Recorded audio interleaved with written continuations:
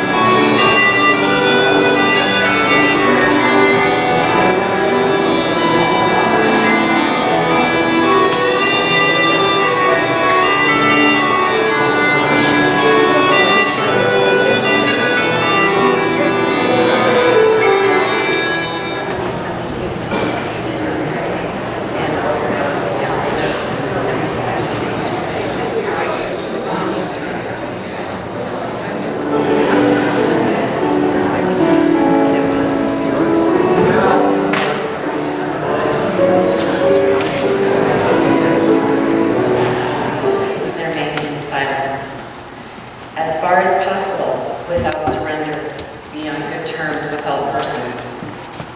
Speak your truth quietly and clearly, and listen to others, even to the dull and the ignorant. They too have a story. Avoid loud and aggressive persons. They are vexatious to your spirit. If you compare yourself with others, you may become vain or bitter, for always there will be greater and lesser persons than yourself. Enjoy your achievements as well as your plans. Keep interested in your own career, however humble. It is a real possession in the changing fortunes of time. Exercise caution in your business affairs, for the world is full of trickery. But let this not blind you to what virtue there is. Many persons strive for high ideals, and everywhere life is full of heroism. Be yourself, especially do not feign affection. Neither be cynical about love, for in the face of all aridity and disenchantment, it is as perennial as the grass. Take kindly the counsel of years, gracefully surrendering the things of youth. Nurture strength of spirit to shield you in sudden misfortune. But do not distress yourself with dark imaginings. Many fears are born of fatigue and loneliness. Beyond a wholesome discipline, be gentle with yourself. You are a child of the universe, no less than the trees and the stars. You have a right to be here. And whether or not it is clear to you, no doubt the universe is unfolding as it should. Therefore, be at peace with God, whatever you conceive him to be. And whatever your labors and aspirations in the noisy confusion of life, keep peace in your soul. With all its sham, drudgery, and broken dreams, it is still a beautiful world. Be cheerful, strive to be happy.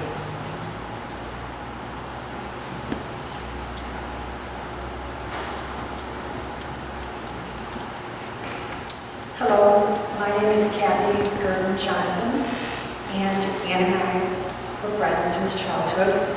We went through grade school, high school, and college together, and lived together a couple years ago. And this is at least part of her story gathered from various friends and family members. Anne was born in St. Paul on February 26, 1961, to Dalton and Mary. the younger sister of Marcia and Beth. Another sister, Mary Therese, died as an infant a few years before Anne was born. Mary said baby Anne absorbed all the extra love the family had.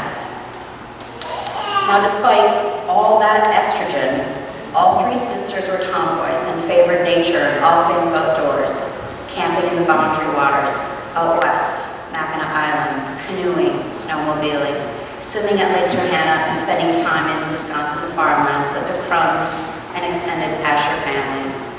The farm always had a special place in Anne's heart, and she treasured the many weekends she spent with her dad at the cabin. Although Anne was the youngest, she had strength and resolve. Beth called it a brave energy that even as a little kid was unmatched. Anne, or Annie back then, did things first. She did not wait for life to come to her. She was fiercely independent with an I can do it myself attitude. So can you picture it? Anne, hands on hips, with a withering look that conveys, hey, you're not going to win this one, and FYI, you already lost. She loved to tell stories as a kid and had much to say, perhaps using more words than were necessary. A trait I share with Anne, so perhaps an early sign why Anne and I would get on so well.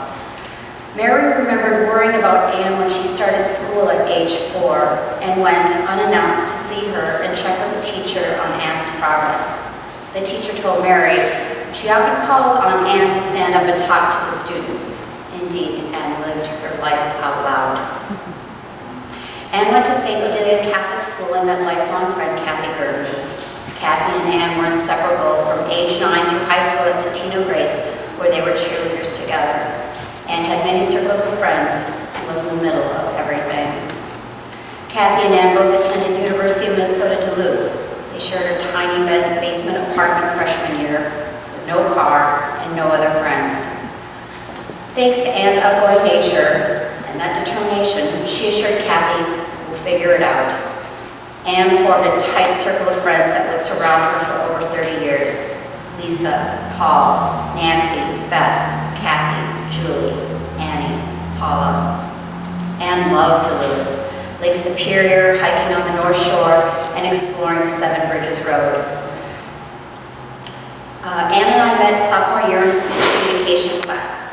Our professor was Jerry Pepper. Yes, we met in Dr. Pepper's class. I am certain I wouldn't have graduated college without Anne, mostly because she gave me a wake-up call every single day junior and senior year. After college, Anne worked a number of hospitality jobs, night trains, Sweeties, and Billy's. She made many friends, like Supacot, during those years, and had loyal customers who would sit and wait for a table just so they could be in her section. She knew how to talk to people and how to entertain. Professionally, she had a real knack for sales and account management roles.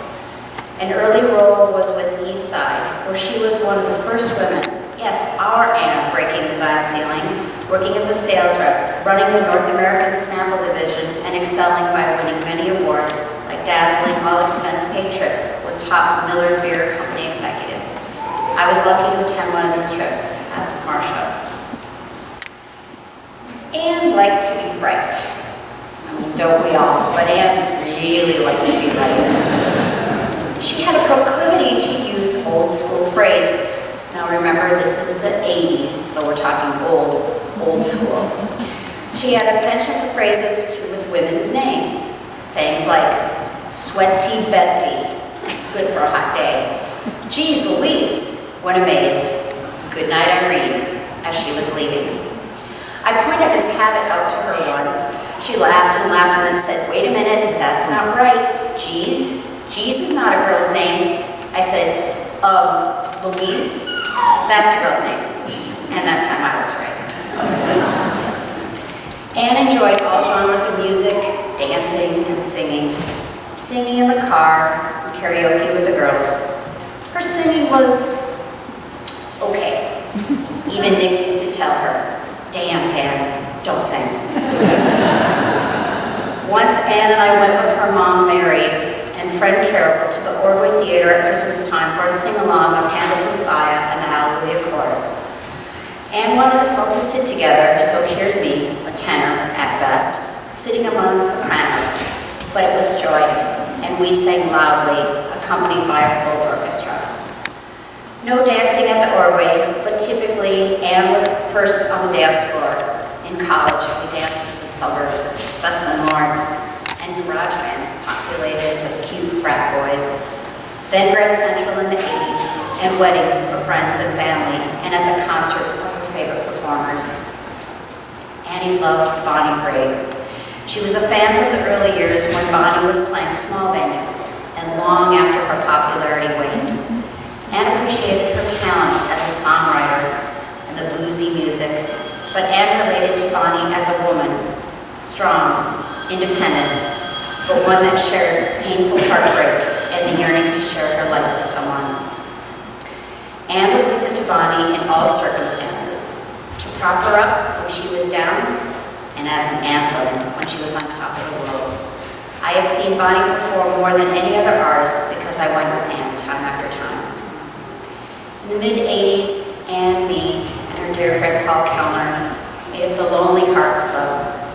The club met on Sundays at TGI Fridays. Our routine was meet up Fridays for drinks and food, and then go to a movie. The club went for a long time, many years, and we spent a small fortune Sunday after Sunday at Fridays. Many of you spoke to me about Anne's love of travel. Her favorite mode of transportation was driving, not riding, driving. And our girl was not afraid of the gas pedal. She took many road trips, often cross-country.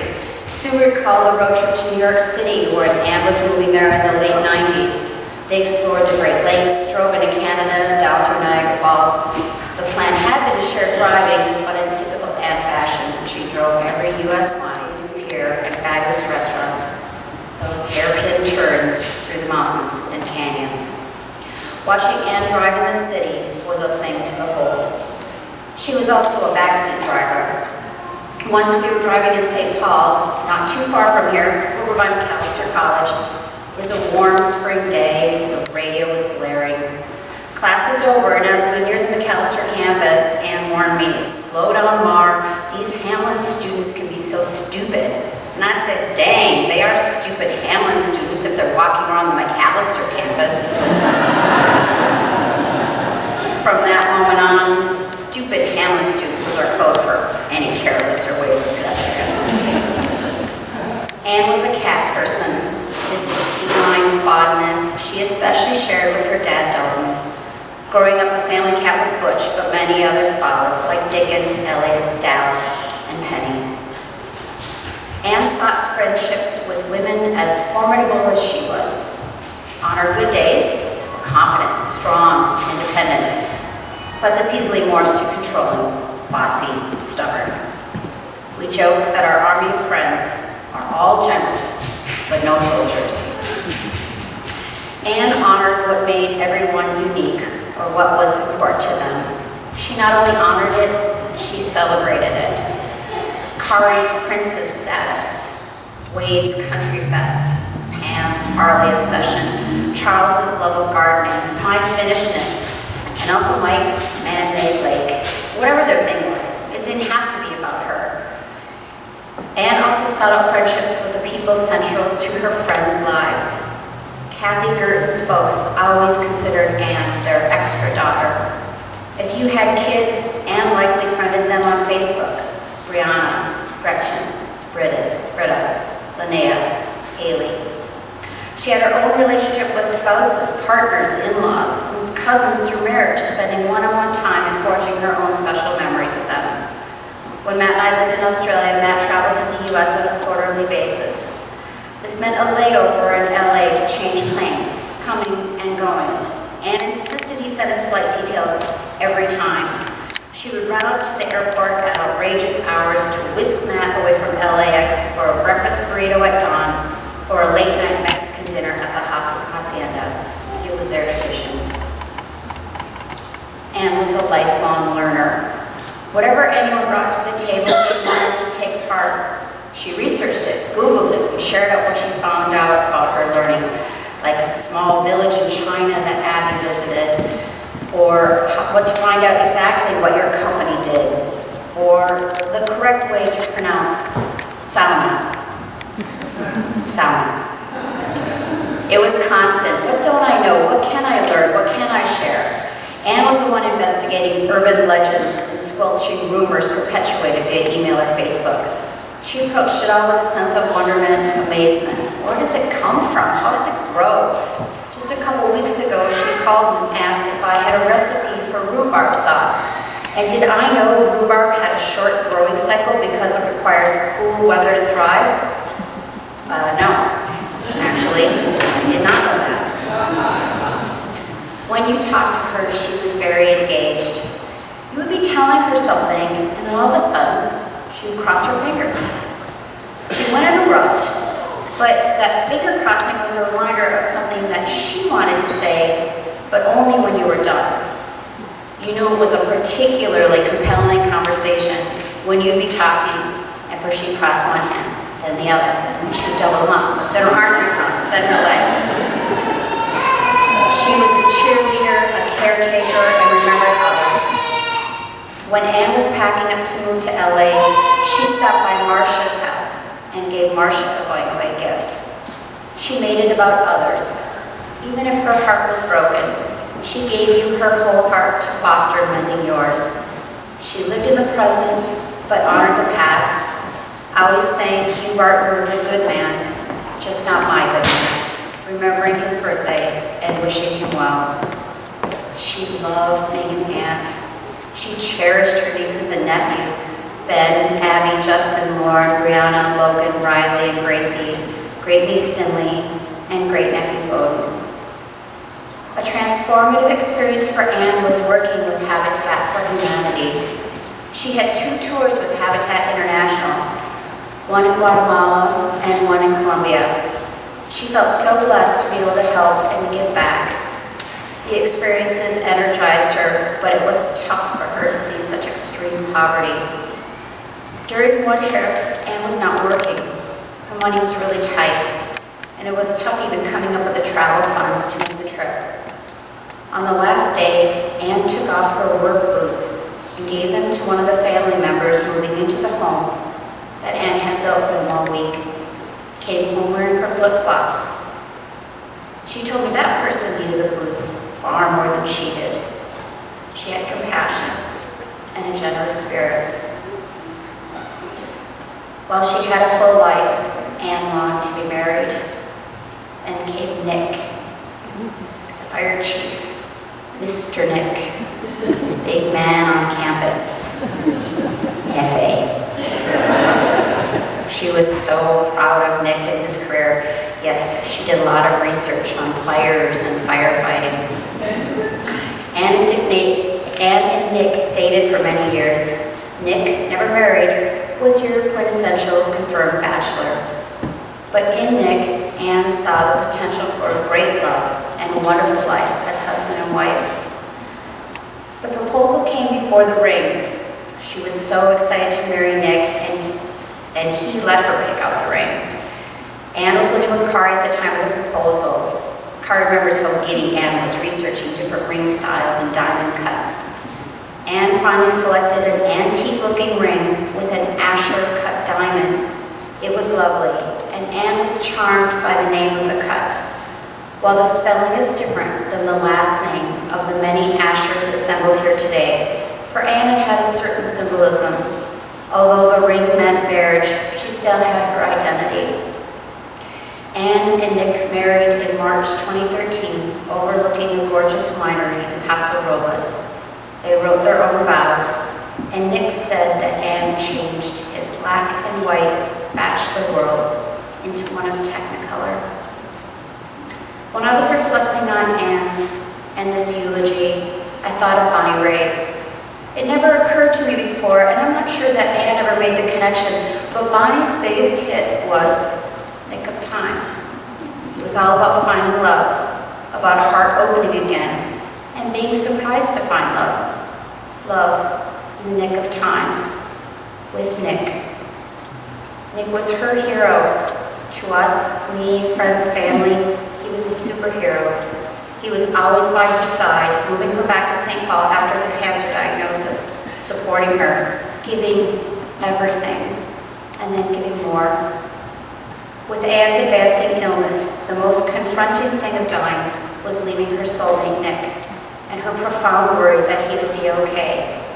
Anne made me and many of you promise to take care of Nick.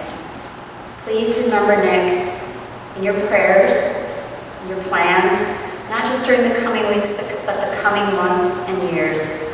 Your family events, your evening, weekend, and holiday plans. Call when you're running errands, and when you think of Anne. Andy, Denise, Fred, Karen, Sherry, Carrie, don't let Nick work too hard. Ensure he retires in the not too distant future, and please organize one kick-ass retirement party. That's what Anne wanted.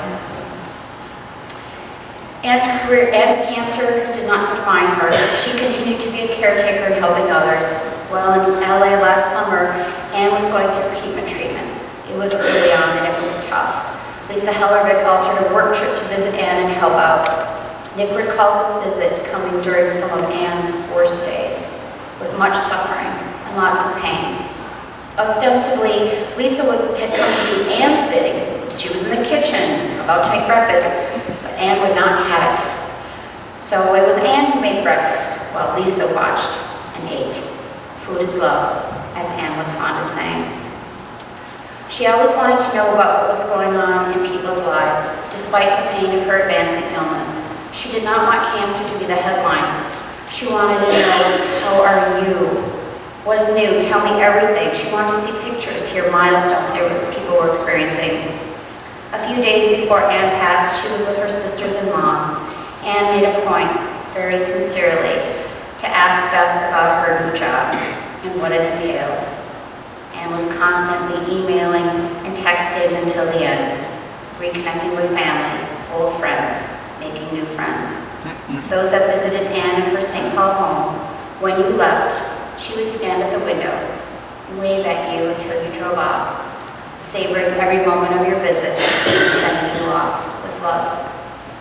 She continued her role of cheerleader. Last autumn, I had my own cancer diagnosis and treatment. While my journey took a very different trajectory than Anne's, she offered unwavering support and enthusiasm for my recovery.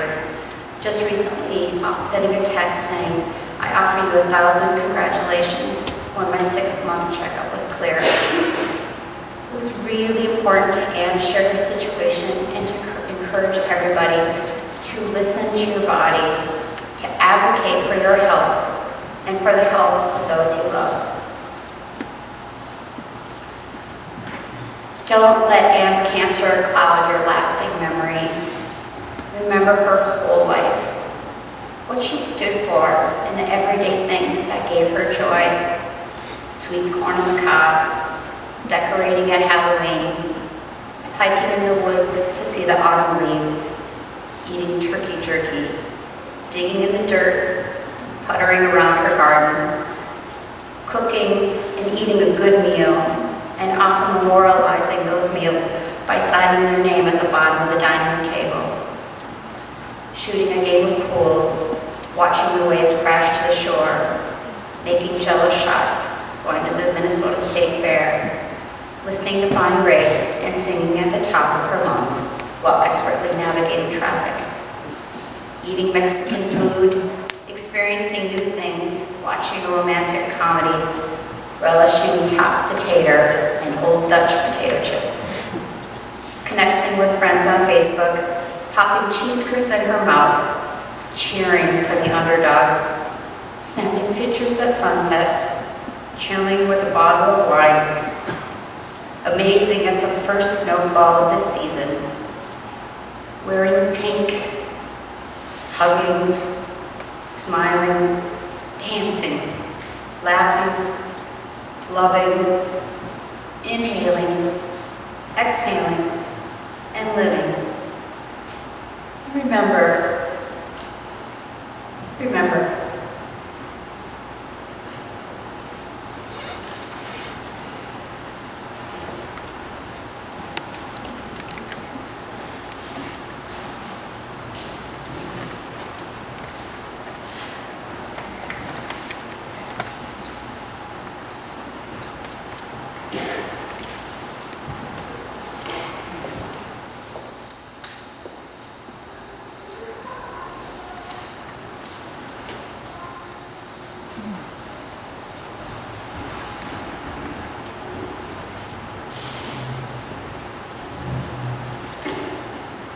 my support just in case I break down.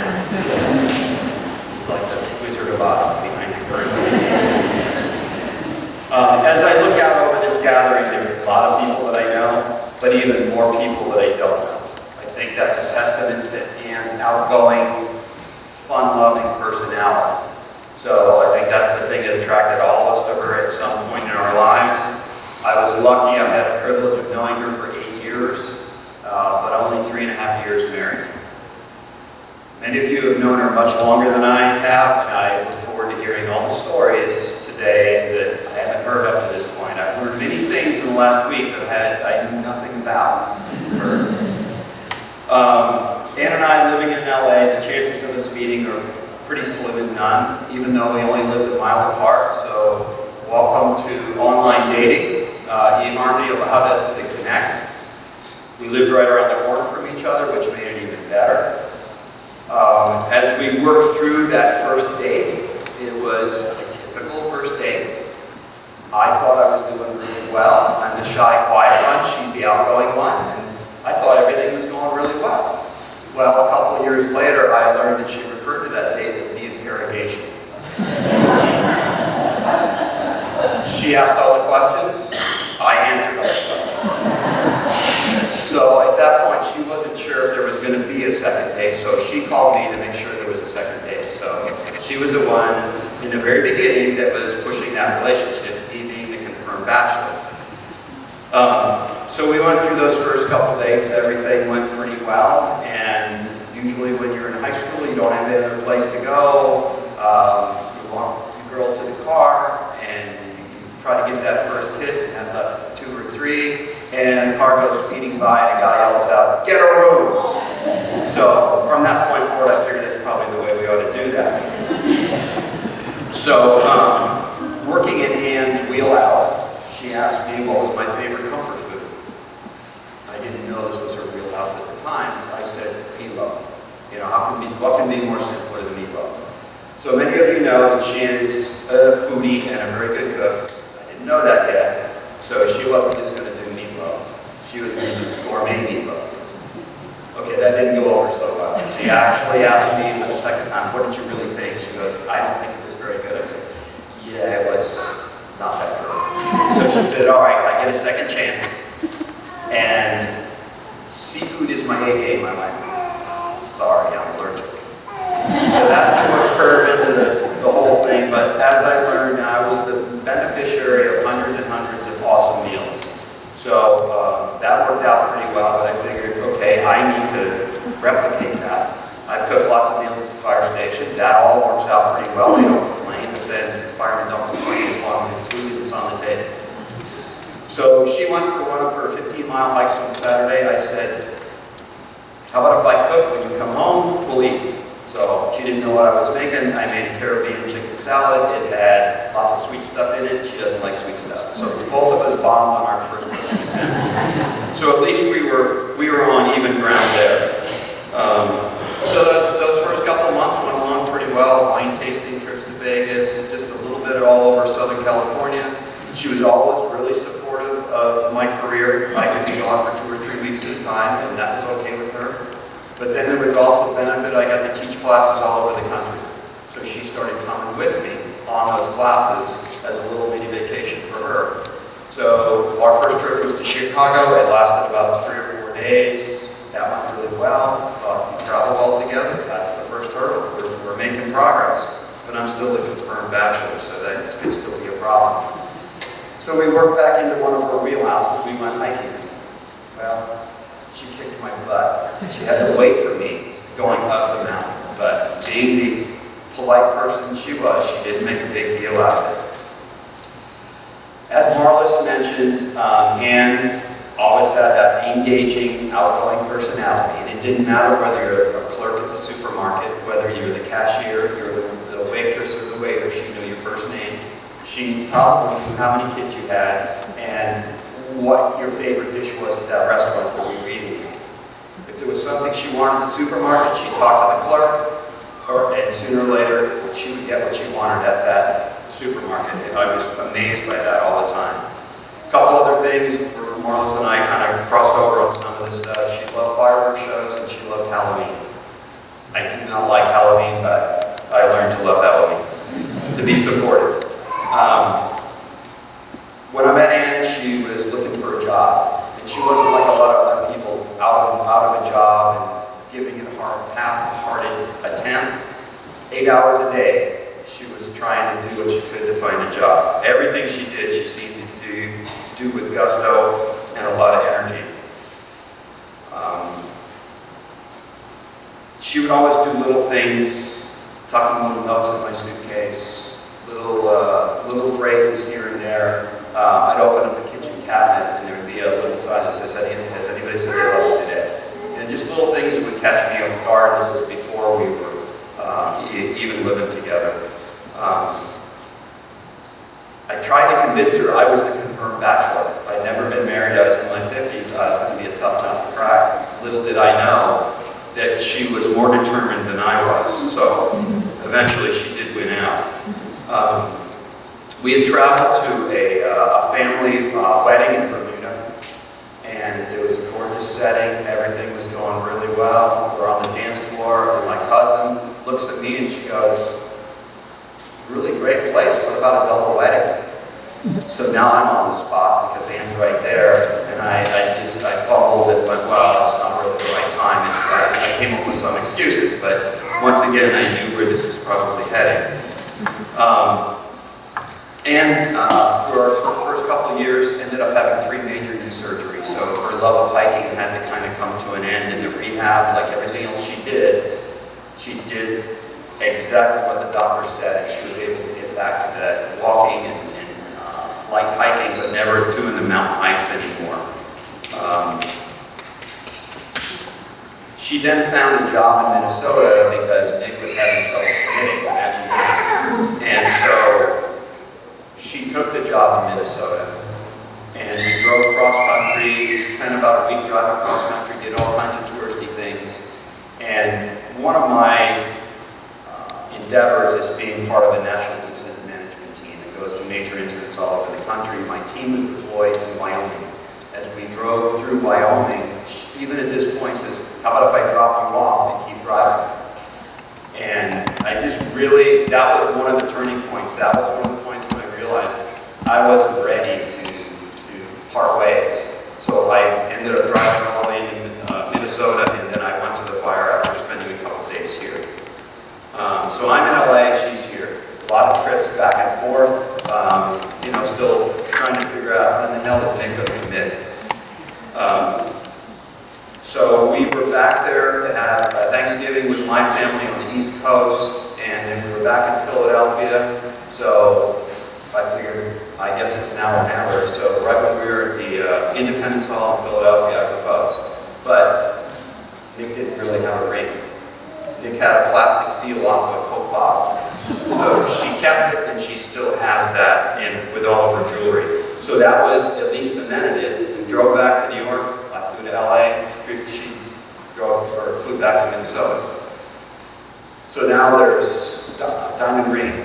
Designing that. I talked to one of her other friends, and they said they were like high school girls designing this ring. So we ended up with a ring, but she still didn't have it. I ended up back in Minnesota for Christmas.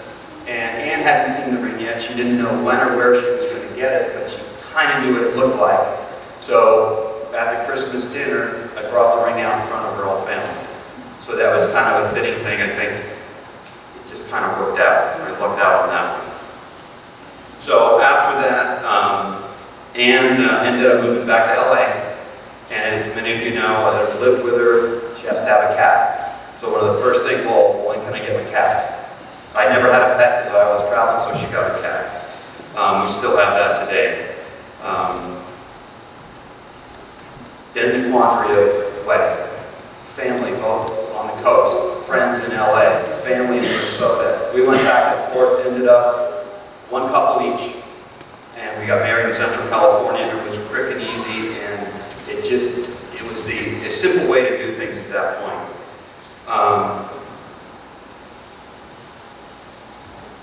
She took my house, and most bachelors kind of think in black and white. So she took it from a house to a home, but probably more importantly, she took the black and white and made it in Technicolor. So even though it was my house, she started to make it her house. So she felt a lot more comfortable there. Then I realized that there was not just decorating that was starting to transform. I didn't realize that there were so many rules once you get married. I didn't realize that for 50 plus years I had done my laundry completely wrong. So I slowly acquiesced, and she said, look, you've taken care of people your whole career, it's my time to take care of you. So little by little, she did that. And I eventually became very happy for all of that.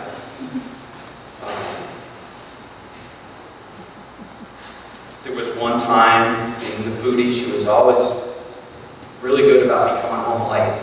A little perturbed when she had to hold the meal for a while. Well, I forgot that she was going to make something special one night. The guys at the fire station said, hey, why don't you have dinner with us? She called me and said, what time are you going to be here? That was the first inclination that I just really messed up. I ate dinner at the fire station, ate dinner at home. I don't know if I ever even told her that story. Then she went on a trip with her girlfriends to Mexico in January of 14 and really got food poisoning pretty bad and struggled with abdominal pain for 16 months. Went through a lot of different doctors and just couldn't really get it straight what was going on. I finally went with her and in uniform and told the doctor we need to do these things. And finally, we got the diagnosis that she had cancer in April of 15. So that was pretty traumatic. We found out it was terminal, and the only thing chemo could do is hold it in check, or at least delay things. But there was the ultimate goal, end result is going to be the end result. Initially, they told us we had 3 months. And knowing Anne and the fighter that she is, not only did she last 3 months, she made it 16 months with the help of many, many people in this room.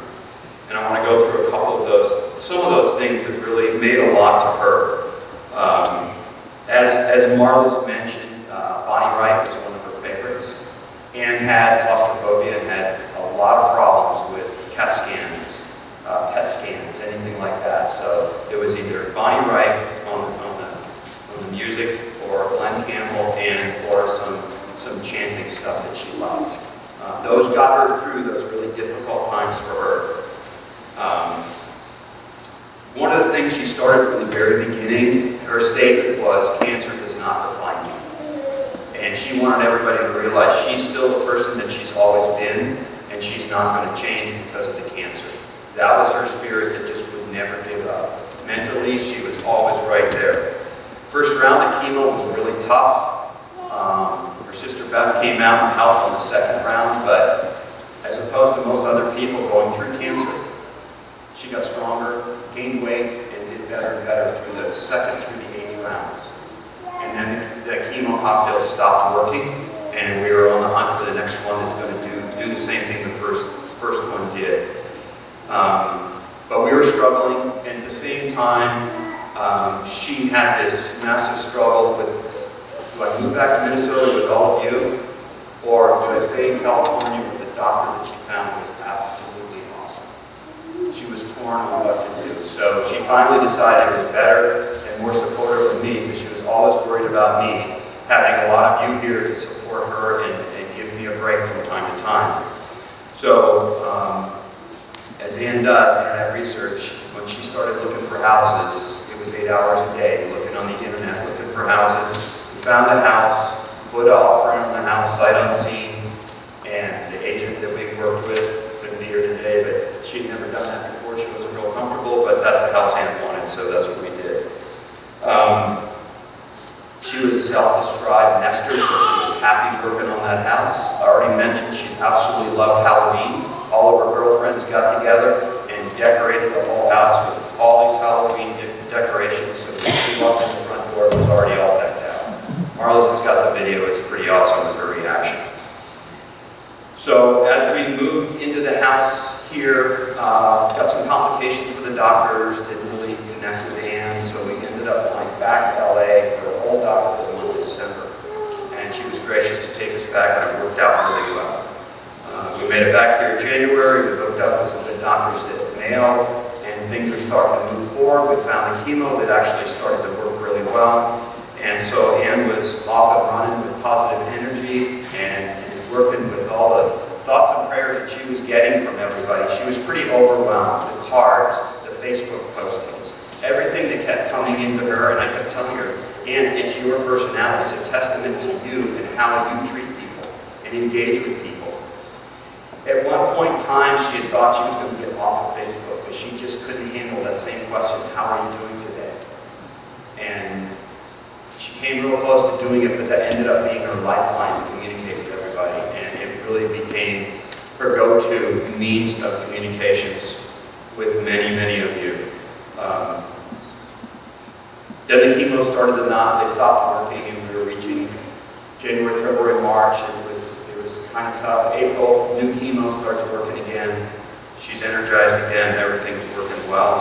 But she was really inspired by the outpouring of love and connection that everybody had for her. She wasn't able to see a lot of people at home because of many days she was tired and weak and just didn't feel up to it. And everybody really respected her wishes along those lines. As Marla's talked about, this is one of Ann's signs if you ever spend any time with her. The other one, and all the way until the end, if she either cooked a good meal and you had seconds, or if she went to a restaurant and had a really good meal, you got one of these little claps. So she was still engaging with that all the way to the end.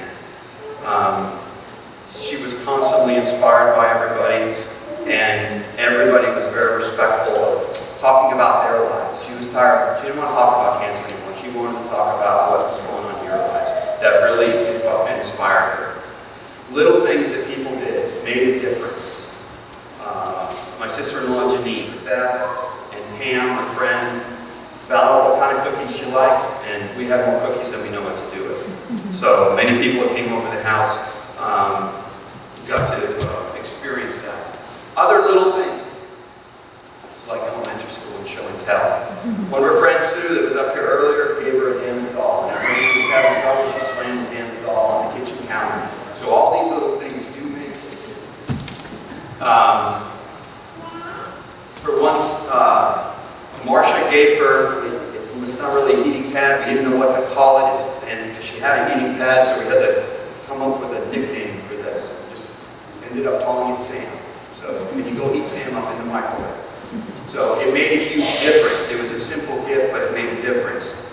Allie, who worked with her at Habitat for Humanity, sent her a box of sunshine. Everything was yellow.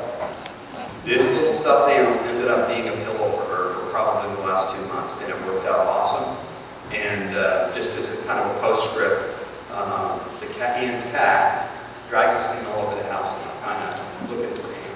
So little things have an impact. Probably the most significant one was all her really good girlfriends put together a quilt, and they put inspirational sayings on this quilt. She used this every day when she was sitting in her chair. And everybody that's come over and looked at this is just really awed by the words that all her friends put on this.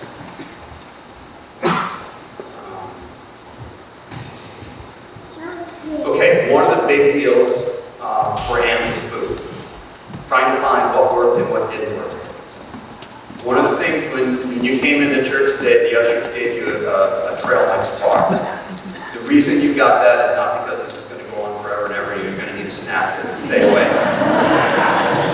That trail mix bar was the go-to food for a long time, and nothing else works.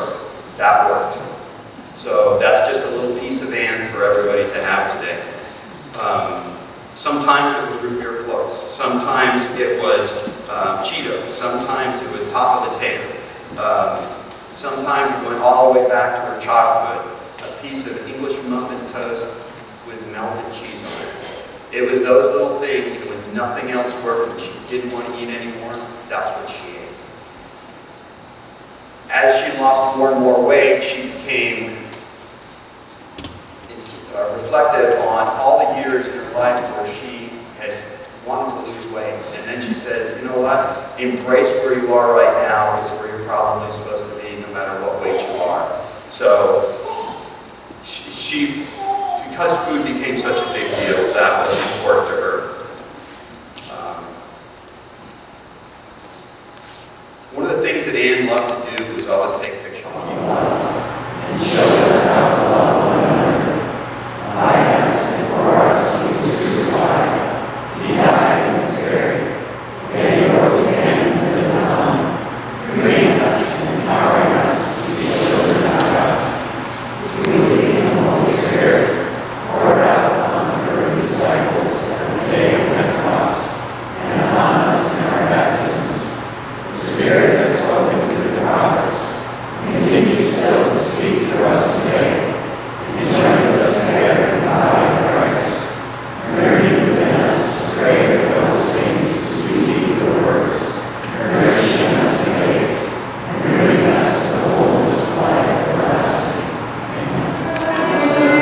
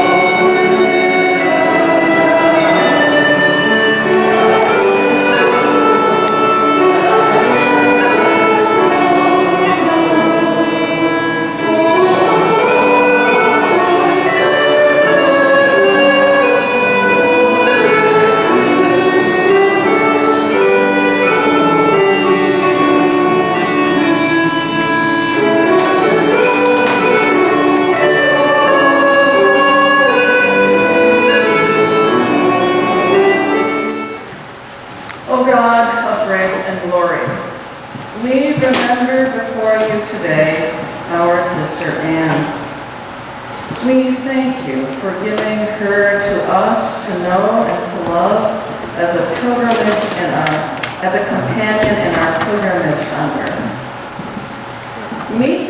sorrow with your consolation, and our questions with your peace. Yeah, I think that's put him back in. Help us to know that you are God, and that nothing in life or death will separate us from your love in Christ Jesus our Savior. Amen. I should be seated and we listen to the readings.